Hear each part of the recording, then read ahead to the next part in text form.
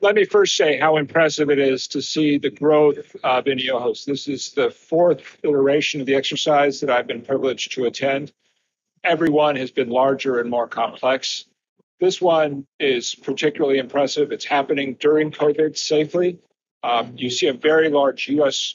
Air Force participation, but also key NATO partners. And then what makes INIOCHOS really unique is the way in which Greece is able to build bridges between our NATO allies and key regional partners like Israel, UAE, Cyprus. And as you heard in the mission briefs, I've been here for 2 days. These guys have not stopped moving. It's a very high tempo of operations, complex operations, which we're uniquely able to conduct here. And also, I'd like to thank, first of all, the U.S. Air Force personnel who've come largely from ABD to be part of this, and also the fact that we've been able to integrate this year an air-to-air refueling.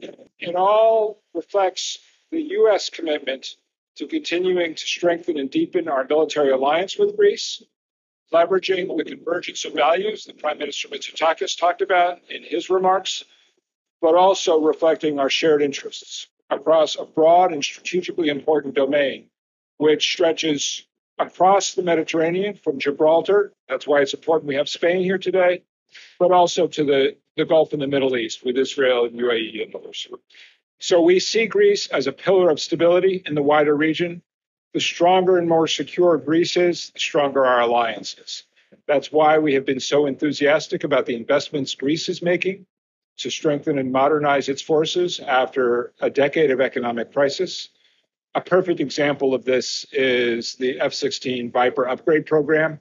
I had the spectacular opportunity this morning to go up with one of our pilots in an American F-16, and it was really valuable for me to see the avionics and communications package which the U.S. aircraft possesses, many of which will be part of the upgrade that Greece is investing in through the F-16 Viper program.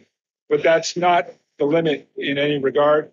We're strongly committed to our bid for the frigate program. We continue to work with Greece on its next generation fighter option for the F-35. And most importantly, we continue to build the interoperability between our two forces. For me, that was the most impressive aspect of flying with the U.S. Air Force today, was to see how the American pilot, Deuce, was able to communicate with his Greek counterparts using NATO standards and NATO procedures. That's the strength of our alliance. And again, what's so unique about INIOCHOS is the way that it leverages those alliance relationships and matches them up with key regional partners in the wider neighborhood.